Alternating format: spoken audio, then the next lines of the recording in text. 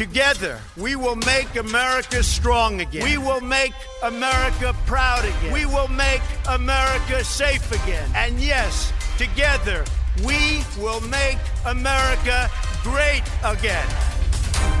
Fogo e Fúria. Ver o mundo a partir da América. Viva Alexandre! Viva Ruben! Alexandre, hoje estamos de olho...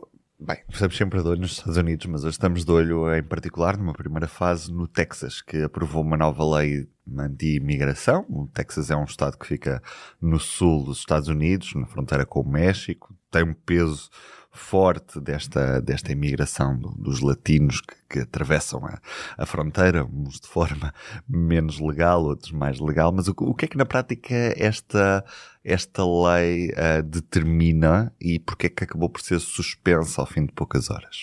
É um processo muito complicado e, portanto, nós vamos aqui complicar ainda mais um bocadinho. Não convém. Não convém. Bom, a proposta de lei foi aprovada em 2023, em finais de 2023, e foi promulgada pelo governador do Texas, o Greg Abbott, que é visto no Partido Republicano como o líder das críticas à administração Biden, na forma como a administração Biden tem gerido a imigração e o controle da fronteira a sul. Supostamente entrou em vigor, mas obviamente, como acontece sempre nestes casos, o Departamento de Justiça, a administração Biden, através do Departamento de Justiça e várias organizações de defesa dos direitos dos imigrantes, entraram com processo em tribunal para travar a entrada em vigor da lei. E é aqui que a coisa se complica, porque há uma série de decisões aparentemente contraditórias e paralelas, simultâneas. É uma confusão, porque há uma grande questão, que é se esta lei é constitucional ou não. Isso está a ser discutido nos tribunais. Não há nenhuma decisão final sobre isso e é muito provável que a decisão final seja do Supremo Tribunal dos Estados Unidos, mas ainda nem sequer chegamos a essa fase. Estamos nos tribunais de primeira instância, do Tribunal da Relação, etc. Para a frente e para trás. Ao mesmo tempo, o Estado do Texas e a administração Biden, com a colaboração das tais organizações de defesa dos direitos dos imigrantes, têm também uma série de batalhas nos tribunais sobre questões que emanam desta atitude do governador do Texas de querer um controlo muito mais reforçado da imigração nas fronteiras do seu estado. Na prática, o que é que acontecia se esta lei estivesse em vigor? O que acontecia, por exemplo, a grande questão que está aqui em termos constitucionais é se o estado do Texas, ou qualquer um estado, o que nós temos de pensar nestas coisas é, neste caso é o estado do Texas, mas o que está aqui em causa em termos constitucionais é um estado norte-americano querer reclamar para si o controlo da imigração na fronteira. Nós nem podemos dizer na sua fronteira, porque o Texas, para estes efeitos, não tem fronteira. Quem tem fronteira é os Estados Unidos da América, que tem uma fronteira com o México. E a fronteira dos Estados Unidos da América, há mais de um século, principalmente depois da Guerra Civil de 1861-65, em várias decisões nos tribunais federais dos Estados Unidos, sempre que esta questão se levantou, foi decidido que é a autoridade federal, portanto o governo central, que depende das administrações, neste caso a administração Biden, que tem o controlo exclusivo da imigração e da fronteira dos Estados Unidos. Há uma cláusula na Constituição que é o que está aqui em causa, que assim, grosso modo, proíbe qualquer um Estado, incluindo o Texas, de declarar guerra a um país estrangeiro, sim. ou fazer alianças com outros Estados ou com Estados estrangeiros, mas tem ali uma exceção, que é, se no caso de haver uma invasão, se estiver a acontecer uma invasão, neste caso no Texas, o Estado poderia, segundo a Constituição, tentar impedir essa invasão se o Governo Central não chegasse a tempo com as suas tropas de ajudar o Estado. Ora, sim, mas quando falamos é bom de ver, invasão... estamos a falar do século XIX ainda, ou XVIII neste caso, da Constituição, e portanto estamos a pensar em que há uma invasão e depois só daqui a uns meses é que as tropas lá iam chegar e tal. Exatamente. É isto que quer dizer. E estamos a falar de uma invasão militar, não é propriamente de imigrantes. Essa é que é a principal questão, porque o principal argumento do Estado do Texas, do governador Abbott, é que de facto o que está a acontecer na fronteira do Texas com o México é uma invasão. literalmente para eles aquilo é uma invasão. Quer dizer, só com este argumento é que o caso poderia chegar a tribunal, não é? Porque, de facto, existe esta exceção na Constituição. Ora, numa primeira decisão de primeira instância, em finais de fevereiro, um juiz do Texas, de primeira instância, teve a mesma reação que tu. Estás a ver? Já estás qualificado para ser juiz pelo nos menos, Estados Unidos. no Texas. No Texas, sim. O que ele disse foi, amigos, isto não é uma invasão, portanto, não, com este argumento vocês não chegam lá. Como isto é muito provavelmente inconstitucional, quando for decidido um dia mais tarde pelo Supremo Tribunal, eu não vou permitir que esta lei entre em vigor. Foi o que ele disse, suspendeu a aplicação da lei do Texas. Bom, estávamos assim, e uns dias mais tarde, é claro que o Estado do Texas recorreu desta decisão, neste caso para o Tribunal da Relação do 5º Distrito nos Estados Unidos, que é o mais conservador deles todos. Tem 17 juízes, 12 foram nomeados por antigos presidentes do Partido Republicano, 6 deles pelo Donald Trump. Portanto, é sabido que quando um republicano quer fazer chegar ou fazer avançar certos processos, vai recorrer para o Tribunal do 5º Distrito. Este tribunal, num painel de 3 juízes, decidiu que não queremos suspender a entrada em vigor. Vamos deixar que a lei seja aplicada até que haja uma decisão final sobre a constitucionalidade. Reverteu a decisão de primeira instância. Isto, obviamente, levou a que o Supremo Tribunal tivesse de intervir. E chegámos então a esta semana. Nesta semana, o Supremo Tribunal, à meia da tarde, terça-feira, disse, e nestes casos eles não têm de explicar a razão, têm só de dizer se concordam com uma opinião ou não. O que é que eles disseram? Uma maioria de juízes conservadores do Supremo Tribunal, porque as juízas progressistas ou liberais estavam contra esta decisão do Supremo. Concordaram na essência com o Tribunal da Relação. Portanto, disseram sim, pode entrar em vigor a lei enquanto não há uma decisão final sobre a constitucionalidade. No entanto, para complicar ainda mais o processo, deixaram lá 2 dos juízes da maioria, deixaram lá uma notinha a dizer, mas o Tribunal da Relação, que decidiu antes, é que tem a palavra final sobre estas questões da suspensão ou não suspensão, enquanto nós achamos que devia entrar em vigor, mas se eles quiserem mudar a opinião, podem mudar. Vai daí, poucas horas depois, o Tribunal da Relação, com outros 3 juízes, não aqueles que decidiram antes permitir a lei, tomaram uma decisão contrária. Disseram, não, vamos então travar a aplicação da lei outra vez, depois do Supremo Tribunal dizer que pode ir. E convocaram os advogados das 2 partes para uma audição que decorreu na manhã de quarta-feira e sobre a qual ainda não há nenhum resultado concreto. Portanto, nós não sabemos, neste momento ninguém sabe, incluindo os guardas, os agentes federais e os agentes estaduais do Texas, não sabem o que é que está em vigor ou o que é que não está em vigor e, portanto, está ali sim tudo numa situação ainda mais caótica do que já estava.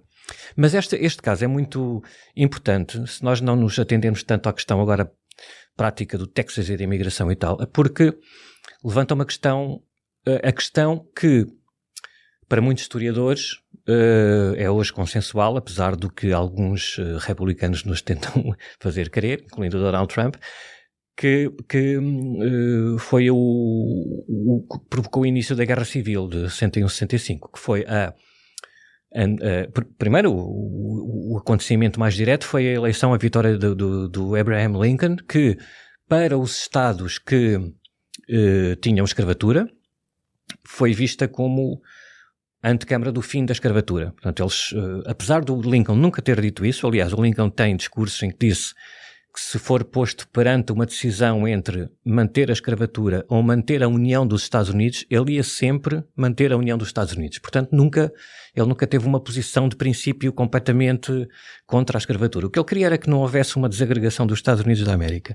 Mas os estados secessionistas, muitos estados do Sul, incluindo o Texas, Carolina do Sul, etc., constituíram uma aliança, uma confederação de estados com escravatura, que quiseram depois separar-se dos Estados Unidos da América. E como é que eles fizeram isto? Foi invocando, ou não tiveram de invocar nada, porque foi o Supremo Tribunal dos Estados Unidos que disse que aquilo era ilegal, que aquilo não era bem uma união. Os Estados Unidos é um acordo que existe lá e que pode ser quebrado mediante certas condições. A Constituição dos Estados Unidos, segundo as decisões do Supremo Tribunal, não diz isso, diz que é uma união e que ninguém pode sair só porque acha que não concorda com algumas coisas ou outras, e é isso que nos leva a este caso, é que, para todos os efeitos, se o Supremo Tribunal vier a dar razão ao Texas, O que vai estar a dizer é que um Estado, neste caso o Texas, Pode tomar uma decisão tem autoridade unilateral. constitucional para, mediante certas condições, assumir para si o controle de uma coisa tão importante como a gestão das fronteiras e sobrepor-se à autoridade federal, ao governo central. Portanto, foi isso que esteve em causa na antecâmara da Guerra Civil. Foi esses Estados assumirem para si uma decisão que não concordavam com a decisão do governo central, então foram para se tentar separar-se. Não quer dizer isto, que vamos ter uma guerra civil, mas é só para percebermos o que é que está aqui em causa, não é só uma questão de imigração. Agora, próximos passos, em que estado é que fica o processo no meio disto tudo? Ou seja, ainda há vontade de voltar a aplicar a lei? Como é Sim, que a questão aqui é mesmo, por exemplo, os sinais que os tribunais mandam cá para fora também são muito importantes para as decisões dos políticos e para os próximos passos. Por exemplo, não é claro que o sistema judicial federal nos Estados Unidos esteja 100% convencido de que as decisões judiciais do último século e meio devem ser mantidas. Isto é, o Tribunal da Relação do Texas, do 5º Distrito, ao dizer pode entrar em vigor enquanto não houver uma decisão final, o Supremo Tribunal também a dizer pode entrar em vigor. À partida, qualquer especialista em direito diria isto não faz muito sentido porque temos 150 anos de decisões a dizer que não, isto é inconstitucional claramente e, portanto, o mais lógico seria não entre em vigor enquanto houver uma decisão final. Ao dizerem isto, estes sinais também são percebidos por legisladores do Partido Republicano noutros estados, por exemplo, no Arizona, que já tentou fazer mais ou menos uma coisa destas há 10 anos e o Supremo Tribunal cortou, para começarem a preparar já propostas de lei semelhantes à do Texas para reclamar isto. Já aconteceu até no Idaho, parece, nos últimos dias, que não tem fronteira com o México, mas também considera que as fronteiras são deles e ponto final. Começam a preparar já a legislação, que é aprovada nas câmaras legislativas desses estados, com maioria republicana, e que não entra em vigor, mas já esperando, fazendo fé de que, em último caso, o Supremo Tribunal dos Estados Unidos, que tem agora uma maioria conservadora, vai fazer tábua rasa do século e meio de decisões e autorizar os Estados. Portanto, as coisas estão a mexer. Há uma decisão agora nos próximos dias que se espera, que é deste tal Tribunal da Relação que convocou os advogados para ouvir outra vez as partes. Irá decidir se a lei pode entrar em vigor ou não, mas, no entanto, não é entrar em vigor de forma definitiva. Aqui, neste caso, estamos a falar só de enquanto não há uma decisão da questão de fundo, que é a questão constitucional. Ao mesmo tempo, há uma série de questões, por exemplo, o Estado Federal, o Governo Central, a administração Biden, através da Agência de Controlo de Fronteiras, tinha vindo a cortar o arame farpado que o Greg Abbott e a Polícia Estadual do Texas foi pondo em algumas zonas porque tem autoridade federal sobre aquilo. Ora, depois alguns tribunais também dizem que, por exemplo, o próprio Supremo Tribunal, que disse que podia entrar a lei em vigor enquanto não houvesse uma decisão final, há umas semanas também disse que a administração Biden pode cortar o arame farpado. Mas ao dizer aquilo, não disse que o Texas não pode continuar a pôr arame farpado. Portanto, aquilo é uma coisa que só ficará mesmo resolvida com uma decisão final sobre a constitucionalidade do Supremo Tribunal. Vamos ter ainda muitas semanas ou meses para falar sobre isso. Entretanto, há nos Estados Unidos um multimilionário, ex-presidente dos Estados Unidos, um homem que sempre se afirmou pela enorme quantidade de dinheiro que tinha e que afinal não tem dinheiro para pagar as multas que lhe estão a aparecer nestes últimos tempos. Pois, esse homem chama-se Donald Trump, não é, Alexandre? Exatamente, é o que dizem os advogados dele. Há aqui duas coisas. O que está em causa é uma multa, principalmente uma das multas, porque ele já foi multado ou já teve de pagar foi condenado a pagar uma indenização a uma antiga colunista da revista Elle, que o acusou de difamação e de agressão sexual. Pagou no início do ano passado $5 milhões e agora foi condenado a pagar mais cerca de 90, 80 e tal milhões de dólares à mesma antiga jornalista, que é a Jean Carroll. São dois processos separados. Depois, num outro processo em Nova Iorque, por fraude na apresentação das declarações de património, aquele que ele ia apresentando todos os anos para obter empréstimos nos bancos e para ter mais dinheiro e liquidez, fraude reiterada, foi condenado a pagar ao todo, com juros, mais de 400, quase 500 milhões de dólares. O que se passa com estes são processos cíveis, portanto não implicam penas de prisão, mas pagamento de multas ou compensações. Segundo as leis do Estado de Nova Iorque, quando alguém é condenado, os 5 milhões, os 80 milhões ou os 400 milhões, para poder recorrer tem de pagar uma caução, tem de depositar numa conta gerida pelo Estado de Nova Iorque o dinheiro pelo qual foi condenado, que foi condenado a pagar. Portanto, o Trump teve de pagar, para recorrer no primeiro processo da Carroll, teve de depositar 5 milhões de dólares, mais os juros, para poder recorrer. Isso está a correr agora esse processo. Quando foi condenado a pagar mais 80 e tal milhões de dólares à Carroll, também já depositou mais de 90 milhões de dólares, foi confirmado na semana passada, para poder recorrer. Tudo bem, esses processos estão em curso. Agora, quando foi condenado, poucos dias depois da Carroll, a pagar 500 milhões de dólares, claro que também tinha de depositar uma caução de 500 milhões de dólares para poder recorrer. E é aqui que as coisas começaram a complicar-se. Porque, segundo uma avaliação da revista Forbes, estas coisas nunca são assim 100% transparentes, nós não sabemos, ele não diz quanto é que tem, ou que nem tem nada que dizer, mas uma avaliação da revista Forbes de setembro, outubro do ano passado, o Trump de facto é multimilionário, pronto, vamos já aqui descansar os apoiantes, ele de facto tem muito, muito, muito dinheiro, só que esse dinheiro está quase todo empatado em bens imobiliários, na mansão dele, na Trump Tower, em todos os terrenos de golfe, campos de golfe, terrenos que têm espalhados e edifícios no mundo inteiro. A marca, etc. Portanto, aquilo vale mesmo, também não estamos a falar de um Elon Musk, não é? Portanto, ele comparado com o Musk é um pobrezito. É um pobre. Mas tem milhares de milhões de dólares, seguramente. Uhum. Agora, disponíveis em dinheiro para poder depositar nesta conta, nesta caução, não os tem. Não tem mais ou menos 400 milhões de dólares, segundo a avaliação da Forbes. Não chega, basicamente não chega para nada. Porquê? Porque ele não tendo o dinheiro disponível para pagar a caução, e tinha 30 dias para pagar, que já foi uma benesse dada pela procuradora que apresentou a acusação, porque pela lei ele tinha de pagar logo no próprio dia, mas ela deu-lhe 30 dias. Tem tempo de levantar tudo ao banco. Exatamente, o prazo termina já na próxima semana, do dia 25, portanto estamos aqui na iminência de ele perder o direito poder perder o direito a recorrer, e portanto se for essa a decisão ele tem logo de pagar e tem de vender prédios ou fazer o que ele quiser, porque vai ter de pagar.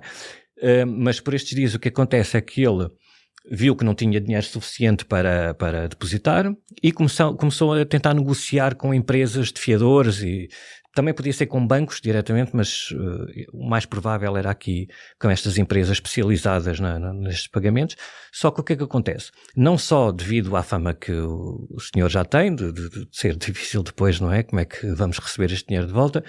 Mas, claro, e é verdade, devido ao valor da multa em causa, não é? 500 milhões de dólares, estas empresas, o que é que elas disseram? Basicamente, segundo os advogados do Trump, que falaram com quase 30 empresas, e o que elas disseram foi: é muito dinheiro e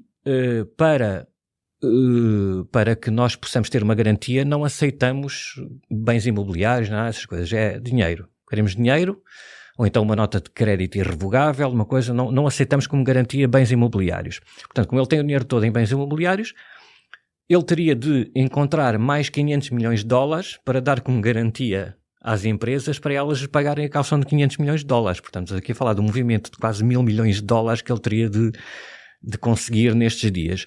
Isso parece de facto que está a ser muito difícil. Agora, não sabemos se isto também é mais uma estratégia para depois forçar um novo recurso, porque ele tem em curso um recurso. Até mesmo para pedir mais dinheiro aos apoiantes, não é? Isso não está a correr muito bem, aparentemente, mas, ou pelo menos pode não chegar.